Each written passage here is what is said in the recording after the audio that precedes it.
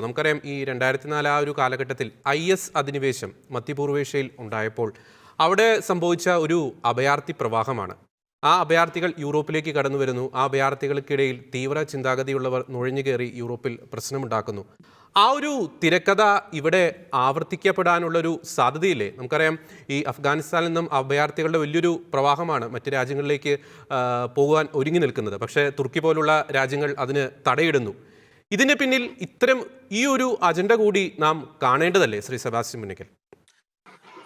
George, ഈ അഭയാർത്ഥി പ്രവാഹം എന്ന് പറയുന്ന കാര്യം തന്നെ ഒരു വളരെ പ്ലാൻഡ് ആയിട്ട് നടത്തുന്ന ഒരു ഒരു ഇൻഫിൽട്രേഷൻ സ്ട്രാറ്റജിയാണ്. അതിന്റെ കാരണം ഒരിക്കലും ഒരു രാജ്യത്തെ, ഇപ്പൊ അഫ്ഗാനിസ്ഥാൻ പോലുള്ള ഇപ്പൊ രാജ്യം, ഈ അഫ്ഗാനിസ്ഥാൻ രാജ്യത്ത് എണ്ണമറ്റ ചെക്ക് പോസ്റ്റുകളാണ് അൽ ഖ്വയ്ദ മീൻസ് നമ്മുടെ താലിബാൻ ഇവിടെ ഇപ്പൊ എസ്റ്റാബ്ലിഷ് ചെയ്തിരിക്കുന്നത്. നമുക്ക് അതിന്റെ വീഡിയോ ഫുട്ടേജുകൾ അടക്കം ഇപ്പൊ മൊബൈൽ ഫോൺ ഫുട്ടേജുകൾ ഇഷ്ടം പോലെ ഇപ്പൊ തന്നെ ഈ ദിവസങ്ങളിൽ തന്നെ പുറത്തു വന്നു കഴിഞ്ഞു. എണ്ണമറ്റ ചെക്ക് പോസ്റ്റുകളാണ്.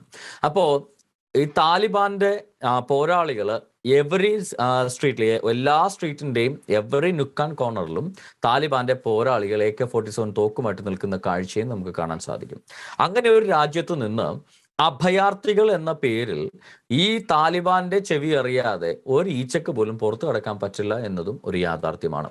കാരണം ഒന്നാമത്തെ കാര്യം, ഇസ്ലാമിക നിയമം അനുസരിച്ച് ഒരു ഇസ്ലാമിക രാജ്യം സ്ഥാപിതമായ ആ ഇസ്ലാമിക രാജ്യത്ത് നിന്ന് ഒരു കാഫിറിന്റെ രാജ്യത്തേക്ക് ഹിജറ നടത്തുക എന്നുള്ളത് ഇസ്ലാമിനെ സംബന്ധിച്ചിടത്തോളം അവൻ മുർദ്ദത്താകുന്നതിന് തുല്യമാണ്, അവൻ മതം വിടുന്നതിന് തുല്യമാണ്. അതുകൊണ്ട് തന്നെ അവരുടെ മത നിയമപ്രകാരം അത് സാധ്യമല്ല. അങ്ങനെ പോകുന്നവരെ കൊന്നൊടുക്കാനും ഇവർക്ക് സാധിക്കും. ഇവിടെ നടക്കുന്നത് അഭയാർത്ഥി പ്രവാഹത്തെക്കാൾ ഉപരി ടാർഗറ്റഡ് ഇൻഫിൽട്രേഷന് വേണ്ടിയുള്ള ഹ്യൂമൻ ട്രാഫിക്കിംഗ് ആണ് ഇവിടെ നടക്കുന്നത്. ഇവിടെ കൂടുതൽ നടക്കുന്ന, ഇപ്പൊ ഉദാഹരണത്തിന് ഈ പറയുന്ന ആളുകൾ ഈ ചരിത്രം നമ്മൾ എടുത്തു നോക്കിക്കഴിഞ്ഞാൽ ഈ കഴിഞ്ഞിടക്ക് നടന്ന ഫ്രാൻസിലെ ഭീകരാക്രമണങ്ങൾ നടത്തിയത് മുഴുവൻ അഭയാർത്ഥികളായിട്ട് വന്ന ആളുകളാണ്. അതിന് തൊട്ടുപുറകെ നടന്ന ഫ്രാൻസിലെ നീസിൽ നടന്ന ഭീകരാക്രമണം, നമ്മുടെ UK നടന്നിട്ടുള്ള ലണ്ടൻ ട്യൂബിലടക്കം നടന്നിട്ടുള്ള കത്തിക്കുത്ത് തുടങ്ങിയ എല്ലാ ഭീകരാക്രമണങ്ങളും, ഈ ഭീകരാക്രമണങ്ങളുടെ എല്ലാത്തിനും ചരിത്രം എടുത്തു കഴിഞ്ഞാൽ അതിലെല്ലാം പ്രതിസ്ഥാനത്ത് നിൽക്കുന്നത് ഈ അഭയാർത്ഥികളായിട്ട് വന്നവരാണ്. അപ്പോൾ ഈ അഭയാർത്ഥികളെ സംബന്ധിച്ചിടത്തോളം ഇത് കൂടുതലും രണ്ട് തരത്തിലാണ് അഭയാർത്ഥികൾ. ഒന്ന്, വളരെ വിദഗ്ധമായിട്ട് ഇൻഫിൽട്രേറ്റ് ചെയ്യുന്നതിന് വേണ്ടി പൊളിറ്റിക്കൽ ഇസ്ലാമിന്റെ ചാരന്മാരായി പ്രവർത്തിക്കുന്നതിന് വേണ്ടി ഈ അഭയാർത്ഥികളുടെ കൂടെ ഡിസ്ഗൈസ് ആയിട്ട് വരുന്ന ഇതുപോലുള്ള തീവ്രവാദികൾ. രണ്ടാമത്തെ സെക്ട് എന്ന് പറയുന്നത് അഭയാർത്ഥികളായിട്ട് വരും, ക്രൈസ്തവ രാഷ്ട്രങ്ങളുടെയും സമാധാനം പുലരുന്ന മതേതര രാഷ്ട്രങ്ങളുടെയും ഉപ്പും ചോറും തിന്ന് കൊഴുത്തു കഴിയുമ്പോൾ വീണ്ടും ഉള്ളിൽ കിടക്കുന്ന മതഭ്രാന്ത് എന്ന് പറയുന്ന ഇസ്ലാമിക മതത്തിന്റെ തീവ്ര ചിന്തകൾ അവരിലേക്ക് അവിടങ്ങളിൽ തന്നെയുള്ള മത മൗലികവാദികൾ തിരികെ കയറ്റും. ഞാൻ ചോദിക്കട്ടെ, കേരളത്തിൽ എത്രയോ ഭീകരന്മാരെ അറസ്റ്റ് ചെയ്തു.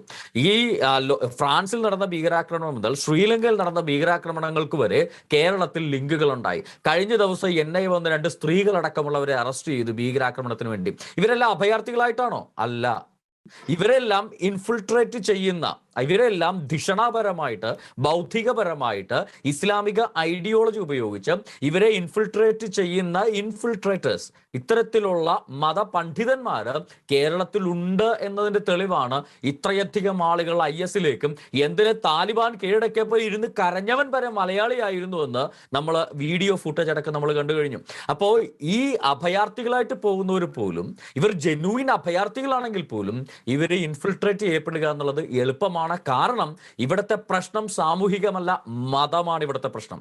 അപ്പൊ ഇവിടെ സംഭവിക്കുന്ന അഭയാർത്ഥി പ്രവാഹം ഇൻഫിൽട്രേറ്റേഴ്സ് ആണെങ്കിലും ജെന്യൂൻ അഭയാർത്ഥി ആണെങ്കിലും രണ്ടും ഒരുപോലെ അഭയാർത്ഥികളെ സ്വീകരിക്കുന്ന രാജ്യങ്ങൾക്ക് പ്രശ്നമാണ്. ഇവിടുത്തെ ഒരു കാര്യം ഞാൻ ചൂണ്ടിക്കാണിക്കട്ടെ. ഈ താലിബാൻ അവിടെ സ്ഥാപിക്കുന്ന എന്താ? ഇസ്ലാം മതരാഷ്ട്രമല്ലേ? ആണ്. ഖുറാനിലോ ഹദീസിലോ പറയാത്ത എന്തെങ്കിലും ഒരു കാര്യം ഇന്ന് വരെ താലിബാൻ ചെയ്തായിട്ടൊരു രേഖയുണ്ടോ? ഇല്ല.